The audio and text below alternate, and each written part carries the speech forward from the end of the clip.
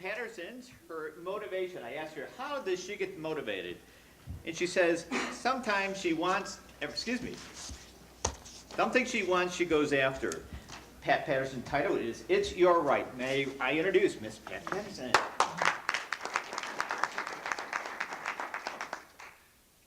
On November 22nd of this year, 60 Minutes aired a segment in which Dr. Kevorkian killed a man named Thomas Shouks. Now, Thomas Shouks was a good man. He was a good husband, a good father. And he had been active all of his life until he contracted Lou Gehrig's disease. He was in the final stages of the disease. He was in great pain. He was unable to move his arms or his legs. He was barely able to move his hands, barely able to talk, and barely able to swallow. His life had reached nightmarish proportions, where every day he faced the possibility of choking to death when he swallowed. It was because of this terror, because of this horrible fear and this horrible experience, and knowing that any day could be the last one when he actually did choke to death, that he had his family contact Dr. Kevorkian. And Dr. Kevorkian agreed to help. But Dr. Kevorkian wanted to carry it one step farther. Instead of assisting Mr. Yauks in committing suicide, Kevorkian wanted to do the act himself. And he did this for a reason. He wanted to legalize euthanasia for those who were not in a position, not able to do the act themselves, but who were suffering from terminal diseases like Yauks. Then Dr. Kevorkian went, he set up a camera, and he filmed the whole thing.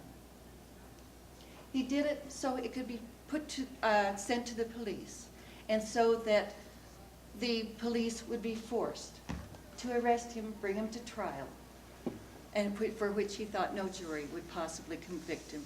And if they did, he had the intention of killing himself to make this go even farther. So he went there and he set up the camera. He showed Mr. Yauks and the condition he was in. He interviewed the family, and they told of his suffering and what he had gone through. And then he asked Mr. Yauks if he was doing this of his own free will, or if he had been coerced into, and if he's doing it of his own free will, and Yauks said yes. He asked him then if he was coerced, and Yauks said no. And then he asked him if he wanted to die, and Yauks said yes, barely able to talk. And then Dr. Kevorkian asked him if he would like to wait one more month before the act was done. And Yauks said no. He said 2 weeks. And Yauks shook his head no. 1 week. And Yauks hesitated. All right, I'll be back in 1 week, Kevorkian said. But the next day, Yauks had his family, his brother, contact him and say he wants to go now. So Kevorkian told the family to leave so they could not be arrested as accessories, and he went. And he basically filmed himself asking Mr. Yauks the same things over again and having Mr. Yauks sign the paper saying this was of his own free will. And then Kevorkian administered the drugs, and Yauks died painlessly and quickly. Then 60 Minutes went and they talked to other people about what Kevorkian had done. And they interviewed a priest, and the priest said he had forbidden his congregation to listen to that program, to watch it. That life was sacred and it could not be erased by any man. But I ask you, is suffering sacred? How much does a person have to suffer, and how sacred is that? And then the priest said, if we legalize this, then we will kill off the old, the infirm, the handicapped, and the mentally ill.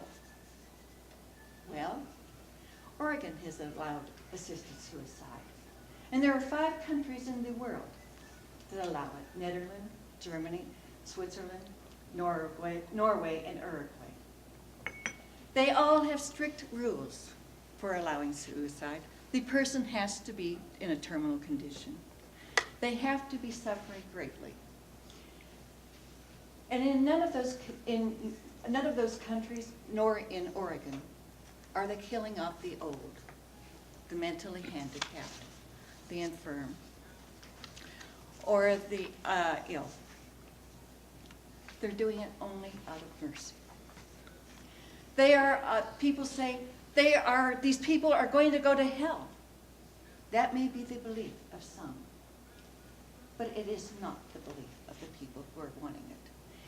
And those who are opposed to it don't have to partake in it. But I tell you, you have the right to determine how much suffering you are willing to do when you reach the final stage of your life. It's up to you to take this initiative. A grassroots organization is starting to form to help people put this initiative on the ballot, so that when the end of life comes, that you have the right to decide how much suffering you are willing to do. And not some stranger, not some government who knows nothing about you, knows nothing about the agony you are going through, has any right to tell you you have any purpose, any duty to suffer further. That is up to you. So I ask you now to please contact an organization like the Hemlock Society that is trying to put this together, and voice your opinion, support them, because there may come a time in your life when you wish you had.